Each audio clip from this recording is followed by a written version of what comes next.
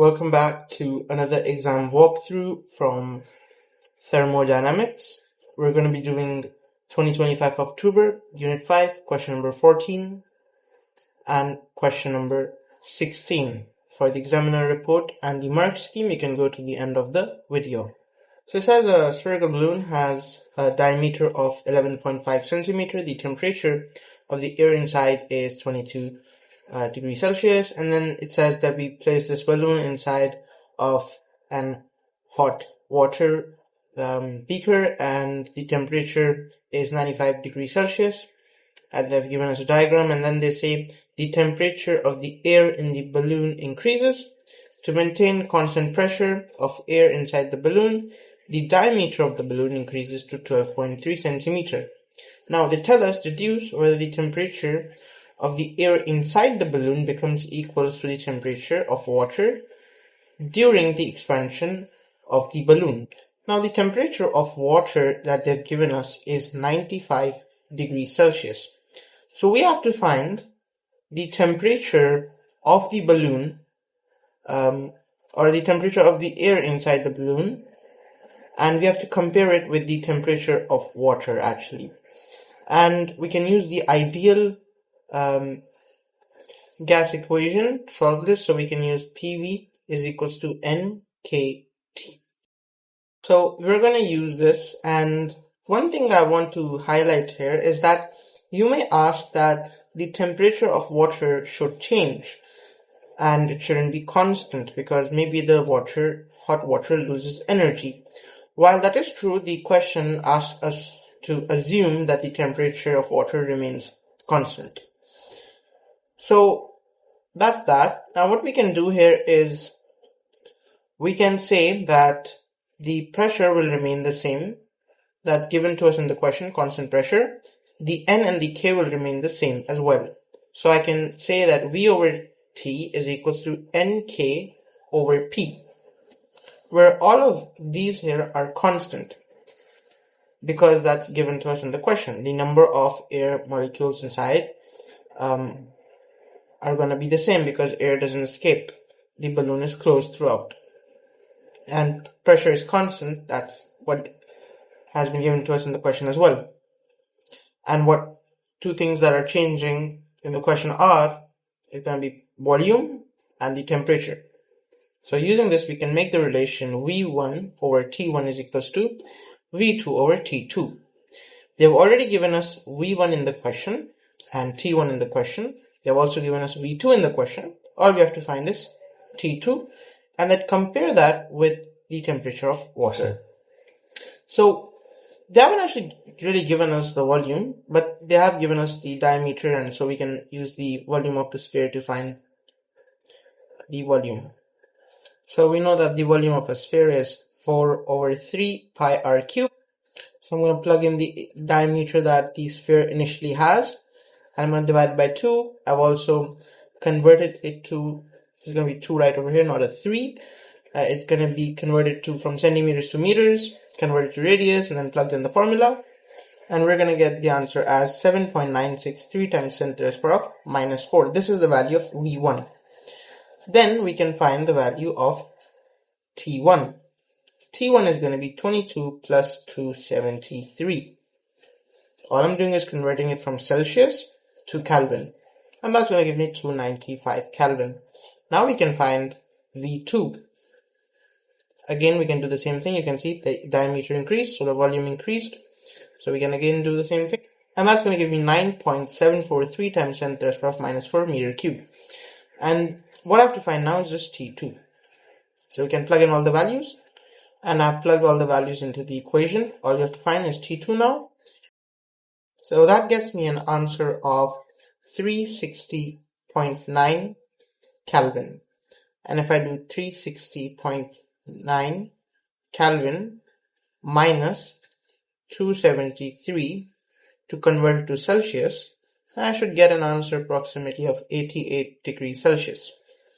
And that is obviously less than 95 degrees Celsius. So whatever we are asked to deduce, you got to deduce that.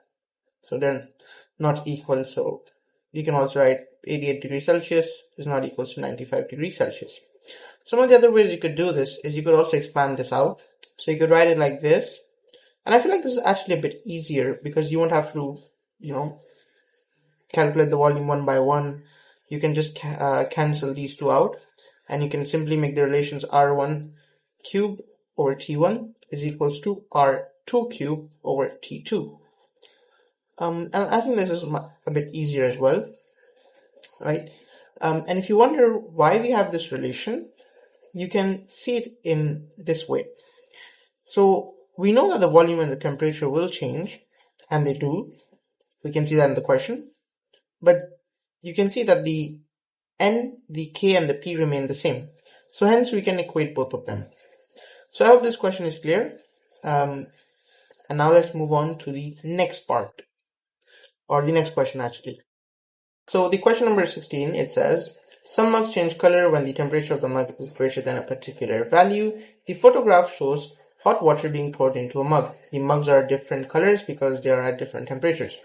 As the hot mug cools down, it will change back to its original color. The mug is filled with water at a temperature of 100 degrees Celsius, and the graph is showing us how the energy is transferred to the surrounding, how it varies with T.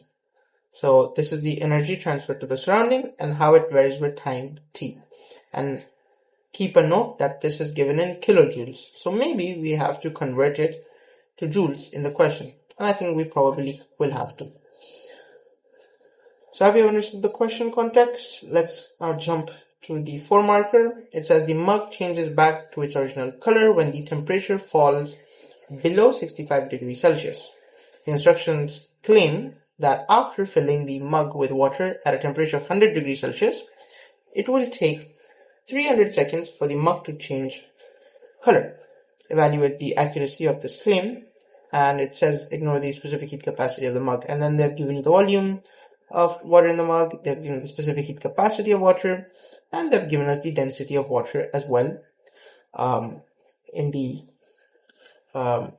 mug that has water. So what we can do here is we can first calculate the energy needed for the mug to change color. So it has to go from 100 degree to 65 degree to change color.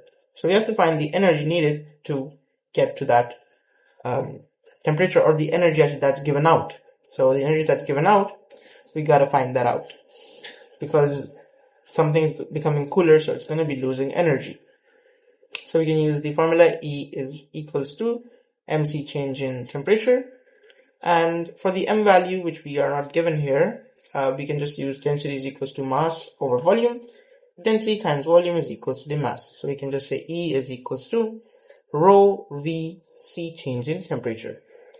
And then I think we have all the values, we just plug it in. So we get the answer there as 42,336 joules, and we can convert it to kilojoules. So we can get it as 42.336 kilojoules, just divided by 1000. And this is the energy that's going to be given out. And if we read the question context, it's going to be the energy given or transferred to the surroundings. So this is the energy that's transferred to the surroundings. And we can see how much time will it take for this energy to be transferred to the surrounding by looking at the graph. So I guess I was incorrect when I said we had to convert it to joules, because we had to do the other way around. We had to go from joules to kilojoules. Okay, either way, let's now look at the graph and let's try to see. So we're kind of like 42.3. So I've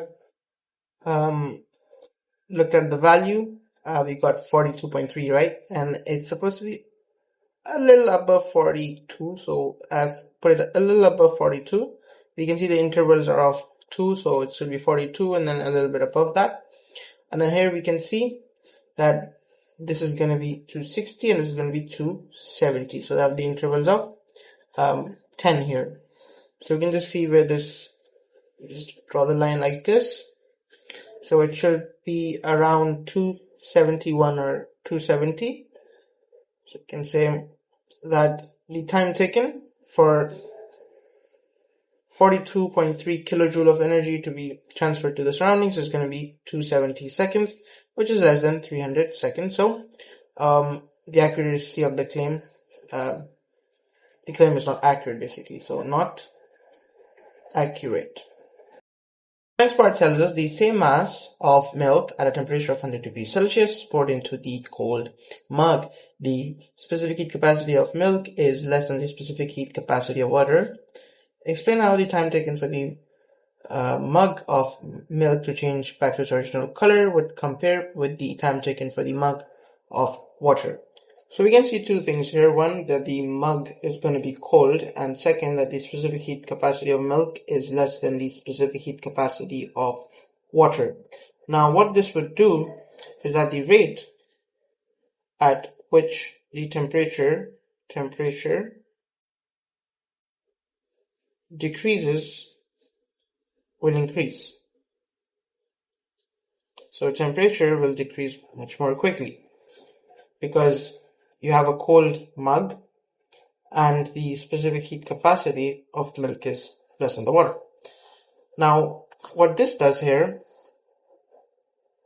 is that when the specific heat capacity of milk is less than the water, you would actually have less energy that will be transferred to the surroundings.